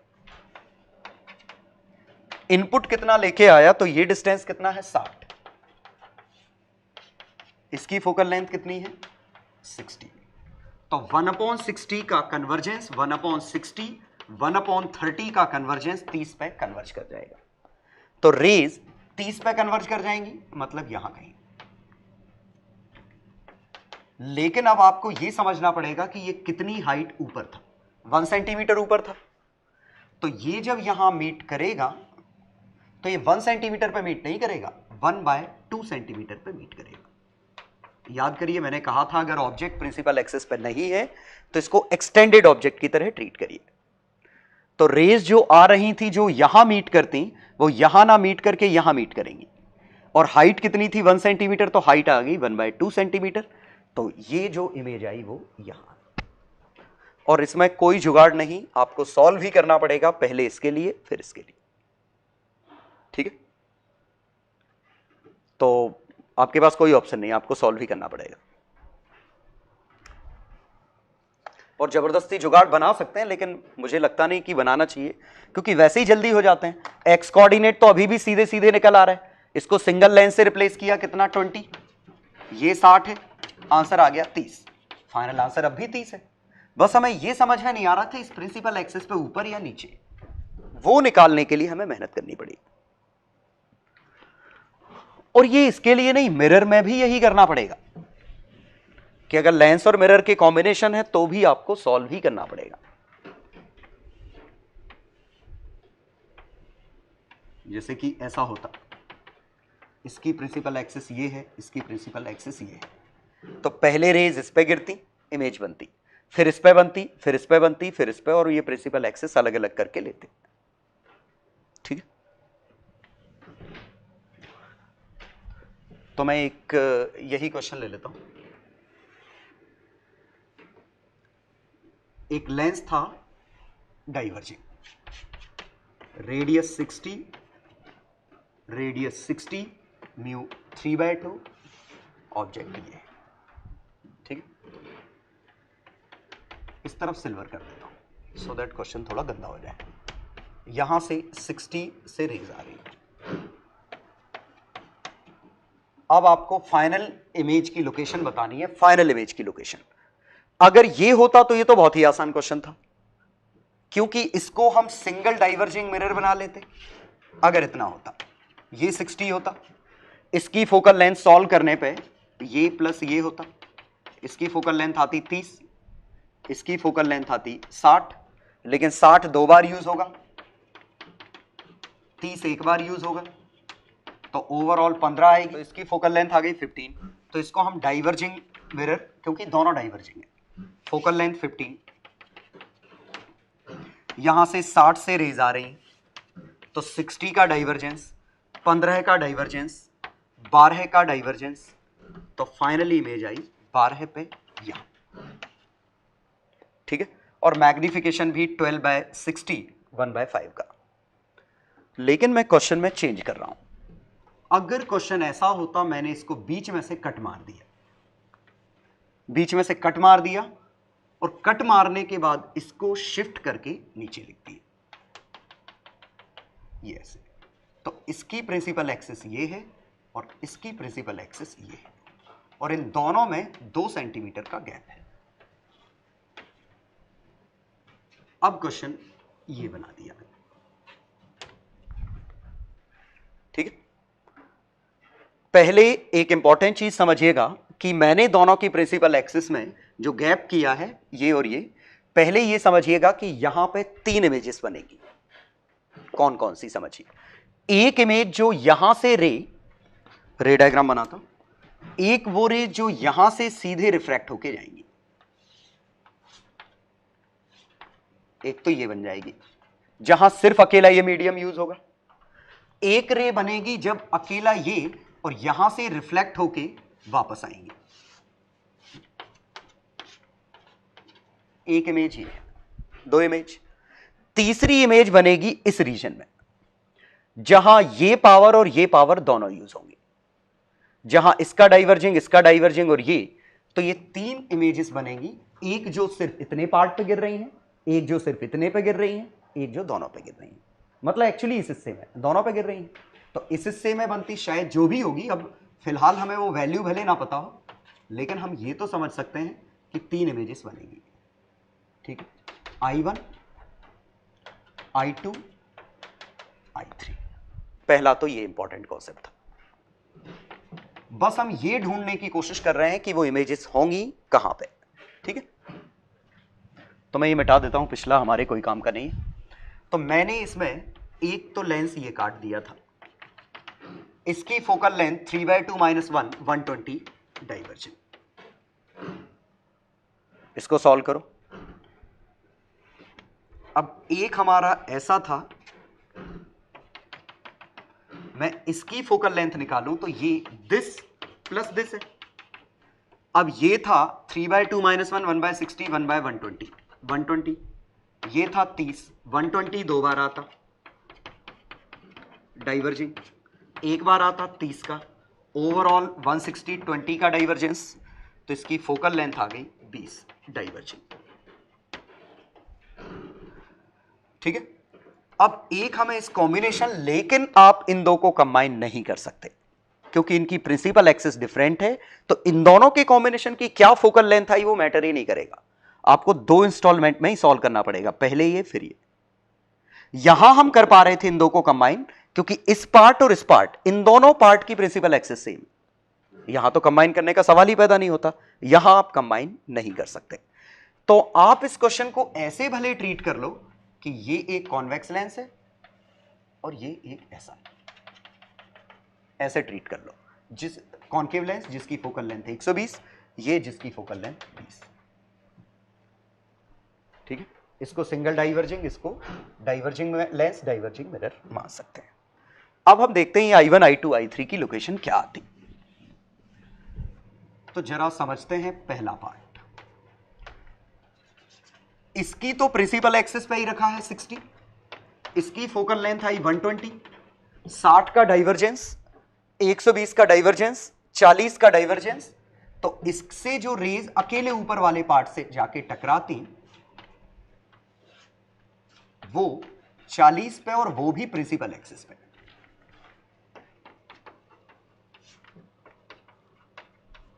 किसकी बात कर रहा हूं? जो इस पार्ट से टकराया,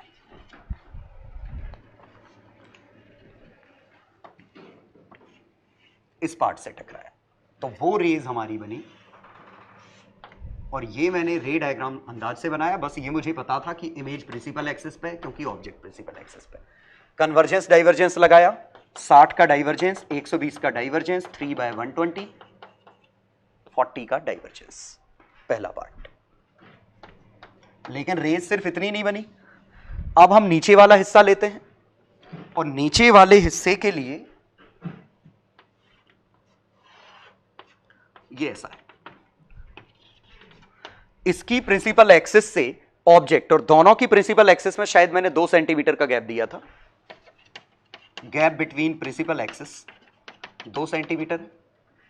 तो ऑब्जेक्ट यहां रखा है, यहां से 2 सेंटीमीटर ऊपर, और जरा देखिए ये इक्विवेलेंट टू दिस केस है, और शायद इसकी फोकल लेंथ हमने निकाली थी 20 थी, तो ये मिरर है। कितने पे आया? 60 पे। 60 का डाइवर्जेंस, 20 का डाइवर्जेंस, 15 का डाइवर्जेंस फाइनल। तो 15 का डाइवर्जेंस मतलब यहां से अगर पॉइंट ऑब्जेक्ट होता तो इमेज इसकी यहां बनती 15 पे, लेकिन ये प्रिंसिपल एक्सिस पे नहीं है, तो 15 पे तो बनती। अब चूंकि ये एक मिरर है, अब याद करिए मिरर के केस में ऑब्जेक्ट अगर प्रिंसिपल एक्सिस पे ना हो और इमेज बन गई यहां, तो हम क्या करते हैं? रे ऐसे भेजते हैं, ऐसे ऐसे, तो ये इमेज ऊपर, ये अपोजिट साइड है, रेक्ट बनती, सीधी बात है। मैग्निफिकेशन प्लस 1/4, तो 2 सेंटीमीटर का 1/4 मतलब 1/2 सेंटीमीटर। तो ये हमारी इमेज की दूसरी लोकेशन आ गई। और इसका रे डायग्राम मतलब किस पार्ट की बात कर रहा हूं? इस पार्ट की। और अब हम ये रे डायग्राम अंदाज से बना देते हैं। रेज ऐसी गई, ऐसी गई, ऐसे आई,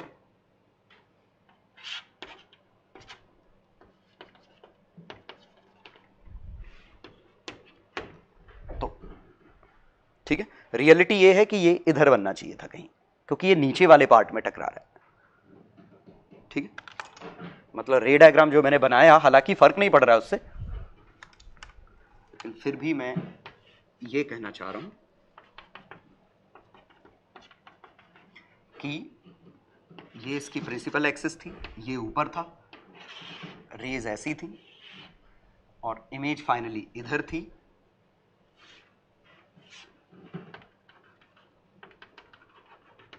ऐसे बनता, क्योंकि रेज यहां गिर रही है, वहां तो ब्लॉक हो जाएंगी उससे। और ये कितना था? 2 सेंटीमीटर। ये कितना था?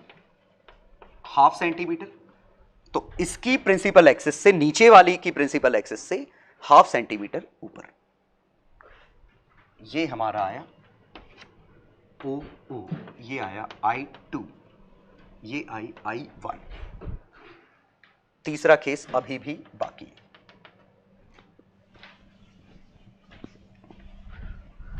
तीसरा केस है, पहले इससे गिरती, तो इसका तो हम आंसर निकाल ही चुके हैं। इसका आंसर कितना आ चुका है? 40। अब इस पे गिरती, तो इससे गिरने के बाद आंसर हम निकाल चुके हैं, कहां है? 40 पे। इससे निकलने के बाद आंसर 40 पे है और उसी लाइन पे। लेकिन इसकी प्रिंसिपल एक्सिस से ये लाइन 2 सेंटीमीटर ऊपर, और इसकी फोकल लेंथ थी 20। तो ये केस कुछ ऐसा हो गया, ये 40 का डाइवर्जेंस, 20 का, तो 40/3 का डाइवर्जेंस। ऑब्जेक्ट अगर प्रिंसिपल एक्सिस पे होता तो इसकी इमेज प्रिंसिपल एक्सिस पे बनती, लेकिन ऑब्जेक्ट प्रिंसिपल एक्सिस से 2 सेंटीमीटर ऊपर है, तो इमेज प्रिंसिपल एक्सिस से 2/3 ऊपर होगी। मतलब फाइनली इमेज 2/3 सेंटीमीटर नीचे वाले की प्रिंसिपल एक्सिस से ऊपर, और डिस्टेंस 40/3। और अगर लास्ट वाले का रे डायग्राम देखें,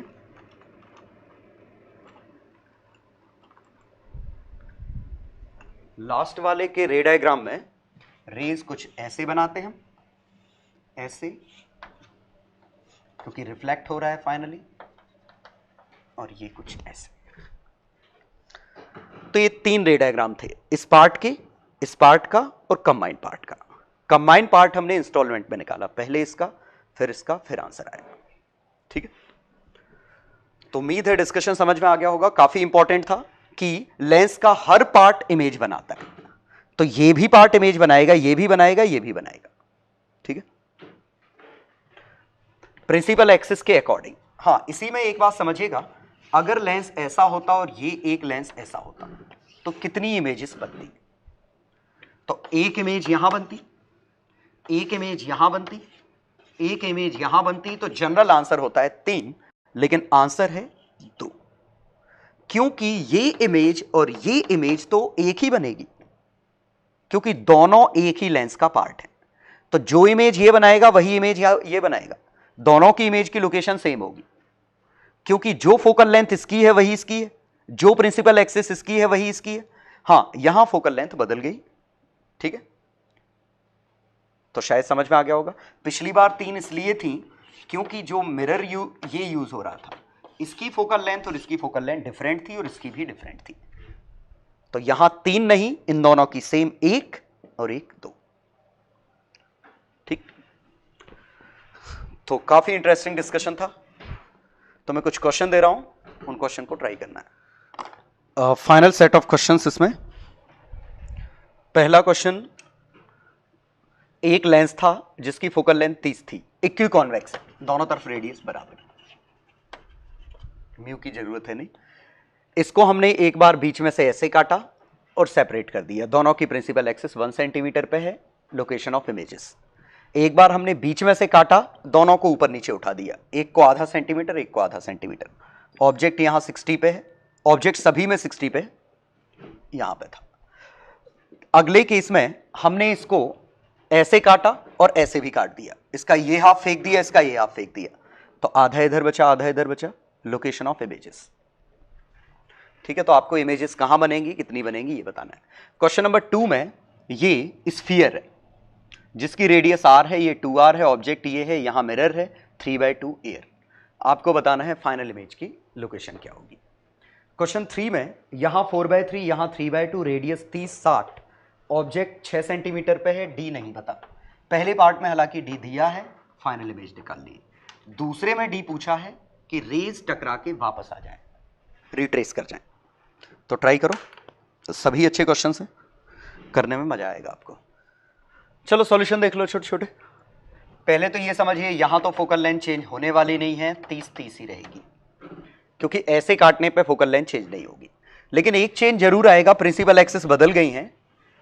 तो इस केस के लिए जब हम आंसर निकालते हैं तो ये ऑब्जेक्ट यहां था आधा सेंटीमीटर नीचे, ये 60 है, 30 है, तो 60 पे इमेज बनेगी, सेंटर पे है इसके, तो सेंटर पे इमेज बनेगी उस तरफ, और आधा सेंटीमीटर ऊपर, क्योंकि मैग्निफिकेशन -1 होगा। तो बिकॉज ऑफ सिमेट्री इस वाले लेंस की भी आधा सेंटीमीटर नीचे। तो इसकी एक इमेज I1 ये है, एक इमेज I2 ये है, इससे आधा सेंटीमीटर ऊपर, इससे आधा सेंटीमीटर नीचे, और ये हमारा कितना है 1 सेंटीमीटर। तो 2 सेंटीमीटर के गैप पे 2 इमेजेस है। तो इसने 2 इमेजेस, एक इससे, तो शायद रे डायग्राम आपको समझ में आ जाए। यहां से रेज गई ऐसे, यहां से रेज गई ऐसे, ये पहले पार्ट का रे डायग्राम, पहला मतलब नीचे वाले पार्ट का। क्वेश्चन 2 में ऑब्जेक्ट इस वाले की प्रिंसिपल एक्सिस पे रखा था, लेकिन पहले ये समझिए इनकी फोकल लेंथ, बड़ी इंटरेस्टिंग केस है क्योंकि हमें कुछ करना नहीं है। ये फोकल लेंथ हो जाएगी 60, बीच में से काटा, फोकल लेंथ डबल हो गई, पावर आधी हो गई। ये फोकस पे ही रखा था, और यहां पे अगला देखें, ये भी फोकस पे ही रखा था, तो दोनों की रेज हमारी पैरेलल हो गई। यहां से टकराने के बाद रेज पैरेलल, यहां से थोड़ी सी तिरछी गिर रही है, तो रेज पैरेलल ऐसे। तो दोनों से टकराने के बाद रेज पैरेलल हो गई, दोनों इमेजेस इंफिनिटी पे बनी। इस पर प्रिंसिपल एक्सिस से गिर रही हैं तो एक्सिस के पैरेलल है, यहां तिरछी गिर रही हैं तो रेज इस तरह पैरेलल है। तो क्वेश्चन नंबर, इस पार्ट में दोनों इमेजेस इंफिनिटी पे। थर्ड पार्ट में भी बिल्कुल ही आसान, इसकी फोकल लेंथ कितनी है 60, इसकी फोकल लेंथ कितनी है 60, ये कितना है 60, तो दोनों की फिर इंफिनिटी पे। ये इस बार ये अलग बात है कि दोनों की इंफिनिटी एक से बनेगी, बिल्कुल पैरेलल ही होंगी, क्योंकि दोनों की प्रिंसिपल एक्सिस सेम है, फोकल लेंथ सेम है। रियलिटी ये है कि ये सिंगल लेंस था। अगर मैंने 60 की जगह डेटा कुछ और भी दिया होता, मान लो मैंने 40 दिया होता, इसकी फोकल लेंथ 60, इसकी फोकल लेंथ 60, 40 और 60 120 आंसर आता, इसका 120 और इसका 120 एग्जैक्टली मैच करते। मतलब रियलिटी यह है कि यहां सिर्फ एक ही इमेज बनेगी। क्यों? क्योंकि इन दोनों की फोकल लेंथ भी सेम है, प्रिंसिपल एक्सिस भी सेम है, और ये डिस्टेंस तो हम नेग्लेक्ट कर दे रहे हैं, ये वाला गैप तो हम नेग्लेक्ट कर दे रहे हैं क्योंकि थिन है, तो सिंगल इमेज बनेगी। हालांकि इस केस में इंफिनिटी पे बन गई इमेज। क्वेश्चन 2। अब इस क्वेश्चन में ये गलती मत कर देना कि आप ये कहें कि ये एक लेंस हो गया, आपने कहा ये लेंस हो गया, radius are, radius are 3/2 - 1 1/r 1/r। तो ये सॉल्व करने पे आर फोकल लेंथ का लेंस आ गया। तो आपने कहा एक बार 1/r ये आएगा, एक बार ये आएगा, कितना 2/r, एक बार 1/r ये, और ये आर एफ इक्विवेलेंट आपका निकल आएगा। ये गलत है, ये लेंस नहीं है, ये थिक है काफी, इतनी बड़ी लेंथ है। लेंस तो तब हम कहते हैं जब ये काफी एक्सट्रीमली थिन होता है, बिल्कुल पतला, तो आप इसे लेंस नहीं कह सकते।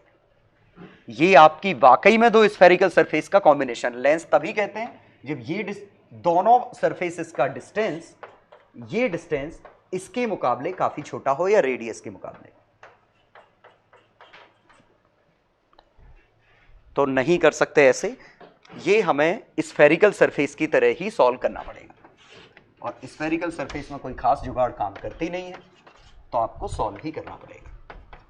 -1/- -2r प्लस 3/2/v, 3/2 - 1/r, तो 3/2/v, ये तो मजेदार बन गया, 1/2r -1/2r, मर गया, v आ गया इंफिनिटी। तो यहां से जो रेज गई वो हो गई पैरेलल। इससे अच्छा क्या हो सकता था? पैरेलल होके इस पे गिरी, और जब इस सरफेस पे गिरी तो ये इसकी फोकल लेंथ r/2 है, तो ये इन रेज को r/2 पे मीट करा देता। लेकिन काम यही नहीं बनता, इसके बाद ये रेज अभी आके इस पे गिरती, तो ये सॉल्व होता। अब इसके बाद इस सरफेस पे 2r - r/2, 3r/2, ये फोकल लेंथ r/2 पे मीट कराता। अब रेज आती यहां से ऐसे, तो -3/2 bye -3r/2 plus 1/v, 1 - μ bye r, ये शायद 1/r बन गया, plus 1/v, 1/2r, 1/v is equal to -1/2r, -1/2r means इससे निकलने के बाद रेज यहां से 2r पे मीट करेंगे, तो फाइनल इमेज उसके पोल पे होगी। मैं इस रे डायग्राम कुछ ऐसा बना, यहां से ऐसे गई पैरेलल, पैरेलल, इधर इधर, ऐसे ऐसे, ये, और इनको एक्सटेंड करने पे ये इत्तेफाक से इसके पोल पे मीट कर रहे हैं। और सही बात है, हो गया सॉल्व। रिफ्रैक्शन, रिफ्लेक्शन, रिफ्रैक्शन, तीनों केस सॉल्व हो गए। तो फाइनल इमेज इसके पोल पे बनी, पोल ऑफ मिरर पे, वर्चुअल इमेज। तो ये अपना आंसर आ गया। क्वेश्चन 3 क्या है? डी की वैल्यू 12। ये भी मेहनत वाला क्वेश्चन है, अच्छी खासी मेहनत करनी पड़ेगी। आप हालांकि ऐसा ये इनको कंबाइन कर सकते हो बीच में एयर मान के, तो थोड़ी सी मेहनत कम होगी फिलहाल, क्योंकि अगर नहीं करोगे तो आपको क्या करना पड़ेगा? Refraction, refraction, reflection, refraction, refraction, ये तो 4 रिफ्रैक्शन 1 रिफ्लेक्शन सॉल्व करना पड़ेगा। तो हम क्या कर रहे हैं, इसी क्वेश्चन को थोड़ा सा तो आसान कर ही सकते हैं, यहां एयर मान के, तो यहां एयर माना, यहां एयर माना, यहां ये माना, ऑब्जेक्ट हमारा एयर में था। तो इन दो को आप कंबाइन करके सिंगल लिख सकते हैं। तो इसकी फोकल लेंथ 3/2 है, 30 और 60, 1/30, 1/60, 1/2 40, इसकी फोकल लेंथ 30, इसकी पावर 1/40 कन्वर्जिंग, 1/30 और एक बार और 1/40 कन्वर्जिंग, मैं इनको कंबाइन कर रहा हूं, तो 1/20 प्लस 1/30, 1/12। तो ये कंबाइन करने पे 12 सेंटीमीटर फोकल लेंथ का कन्वर्जिंग मिरर बन गया। ये बन गया ऐसे, लेकिन ये तो अभी भी सॉल्व करना है। ठीक है, इनडायरेक्टली कहा जाए तो मेहनत उतनी ही है अभी भी, क्योंकि रिफ्रैक्शन रिफ्रैक्शन रिफ्लेक्शन रिफ्रैक्शन ये सॉल्व करना ही पड़ेगा। ठीक है, तो एक तो अप्रोच ये है। एक और अप्रोच थोड़ा सा हम आसान कर सकते थे इसको, क्योंकि चूंकि हम मीडियम में कुछ भी भर सकते हैं, तो क्यों ना मैं यहां 4/3 ना भर लूं। ये 4/3 है, यहां मैं 4/3 की ही स्लैब मान लूं, ये सरफेस मान लूं। ये लेंस कितना है 3/2 का। बस हमें क्या करना पड़ेगा, तो ये सिंगल एक लेंस में आ जाएगा, सिंगल एक मिरर बन जाएगा, सॉरी, और मिरर कितना बनेगा, तो इसकी फोकल लेंथ 3/2/4/3 -1, रेडियस 30 और 60, तो ये 9/8 1/8 1/20 160, तो इसकी फोकल लेंथ आई 1/160, 2 बार जाते समय आते समय। इसकी कितनी है 1/30, तो सॉल्व करने पे 1/80 प्लस 1/30 24/240/11।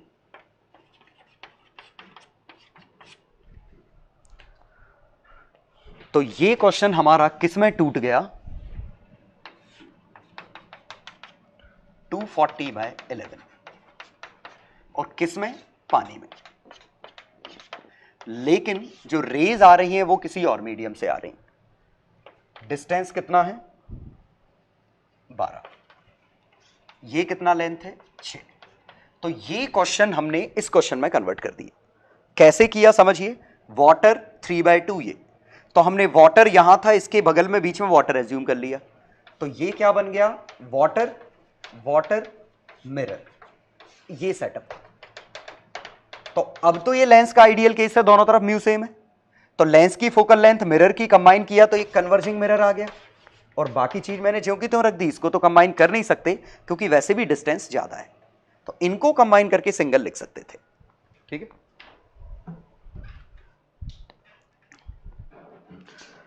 तो अब आया अपना 240/11, तो ये, और मैं आपको सलाह दूंगा कि आप नॉर्मली एक बार ईमानदारी से सॉल्व करना, इस पे निकालना, इस पे निकालना, इस पे, इस पे, इस पे, फिर आंसर, फिर देखना मैच कर रहा है कि नहीं। तो मैं क्लास का टाइम नहीं ले रहा हूं इसमें, आप खुद से करके देखिएगा। फिलहाल मैं इससे सॉल्व कर रहा हूं। 6 पे आया 4/3 अवे फ्रॉम नॉर्मल, तो 4/3 टाइम्स, और 6 का 4/3 कितना हो गया 8। तो अब ये मिरर पे रेज पहुंची, और मिरर पे फॉर्मूला 1/u 1/v 1/f लगा सकते हैं। u की वैल्यू 20, 12 और 8 20, v की वैल्यू नहीं पता, फोकल लेंथ की 11/240, नेगेटिव होती है इसकी 240, तो 20 का 12 बार, तो v की वैल्यू आ गई 240 प्लस में कन्वर्जेंस डाइवर्जेंस से 1/20 का डाइवर्जेंस था, 11/240 का कन्वर्जेंस, तो -12 प्लस 11/240 -1/240 240 का डाइवर्जेंस। डाइवर्जेंस या v की वैल्यू पॉजिटिव आना एक ही चीज है, तो v की वैल्यू आई 240। लेकिन काम अभी हुआ नहीं है,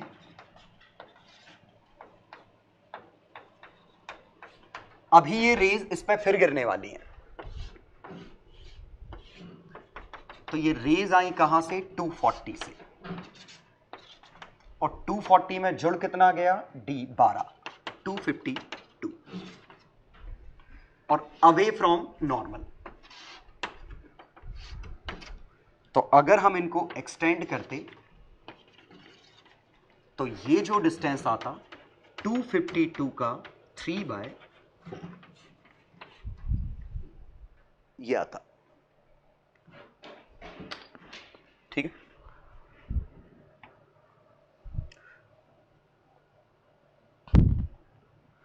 ये आंसर आ जाता। चलो हो गया, एक पहला पार्ट सॉल्व हो गया। हाँ, और ये सॉल्व करने पे कितना आएगा, हाँ एक में चलो कैलकुलेशन, 252 का 3/4 मैं कैसे करता, 200 के 3/4 में 52 का 3/4 अलग कर देता, ये 39 है, ये 150 है, 189। चल अब आ गए अपन किस पे, क्वेश्चन के सेकंड पार्ट पे। D such that rays retrace the path. अब चूंकि हम इसकी फोकल लेंथ 240/11, होपफुली यही हो, हाँ निकाल चुके हैं। अब मुझे डी निकालना है, पाथ रिट्रेस कराना है, तो इस पे नॉर्मली गिराना है। नॉर्मली गिरना मतलब ये रेज कहां से आना, इसके सेंटर से। सेंटर मतलब 480/11। फोकल लेंथ इतनी है तो इसकी इक्विवेलेंट रेडियस 480/11 है।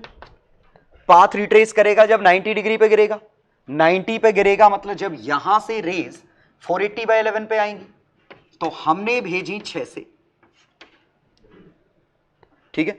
ये डिस्टेंस कितना है 8, 6 का 4/3।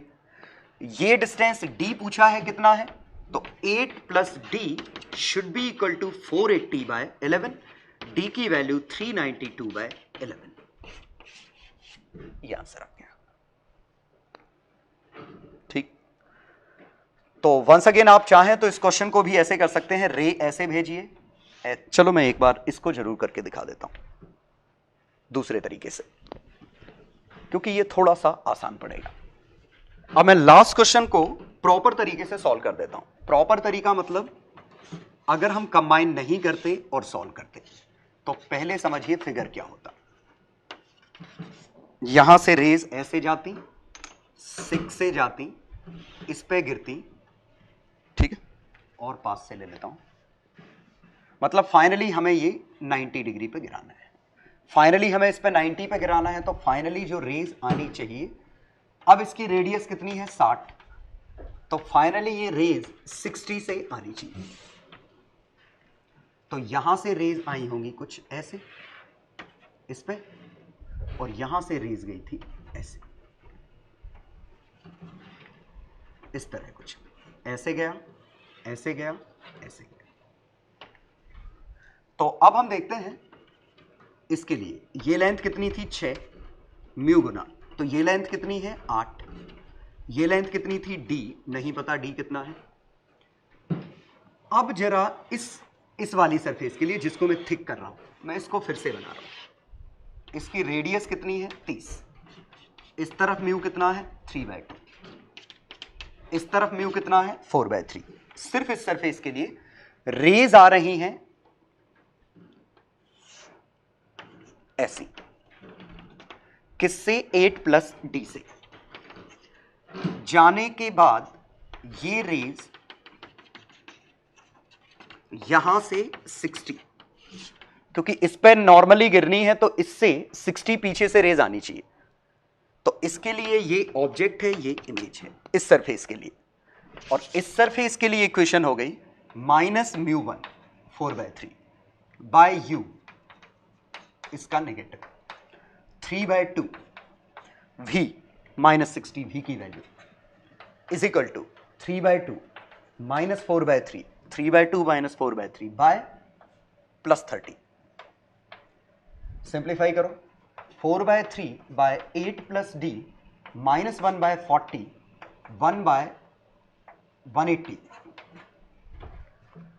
ठीक है। और 1/80, 1/180 बिल्कुल सही है, आंसर मैच कर गया जो हमने निकाला था।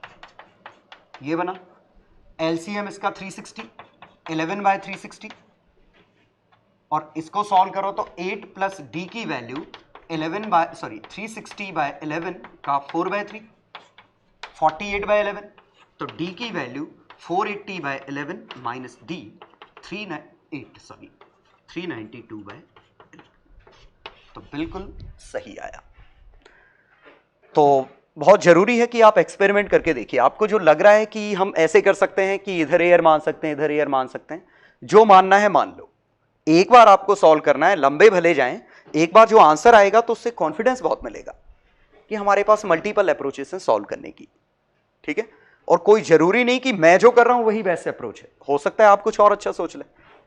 बस आपको फील आना चाहिए कि कब कौन सी अप्रोच आप लगा सकते हो, और अगर नहीं लगा सकते तो क्यों नहीं लगा सकते? जैसे मैंने पहले ही क्वेश्चन कहा था, इसको लेंस नहीं मान सकते, क्यों? क्योंकि थिक है, ठीक है। और फिर मैंने जैसे कहा कि आप इनको कंबाइन नहीं कर सकते इन दोनों को, क्यों? क्योंकि प्रिंसिपल एक्सिस डिफरेंट है। ऐसे ही आप इसको लेंस नहीं मान सकते, नहीं तो आप सोचो कि एक लेंस हमारा ये हो गया, एक लेंस हमारा ये हो गया, एक हमारा ये हो गया, तो आप थिक लेंस है, आप इसको कुछ नहीं कर सकते, ये लेंस है ही नहीं, ये बस रिफ्रैक्टिंग सरफेस है, क्योंकि ये डिस्टेंस अच्छा खासा है। और वजह क्या थी? क्योंकि हमारे प्रूफ में ही ये था कि सबके पोल सेम है, तभी इक्वेशन जोड़ने पे चीजें कट जा रही थी। तो उम्मीद है क्लास आपको इंटरेस्टिंग लगी होगी, डीसीटी करोगे और मजा आएगा आपको, ठीक है। तो मिलते हैं अपन फिर अगली क्लास में।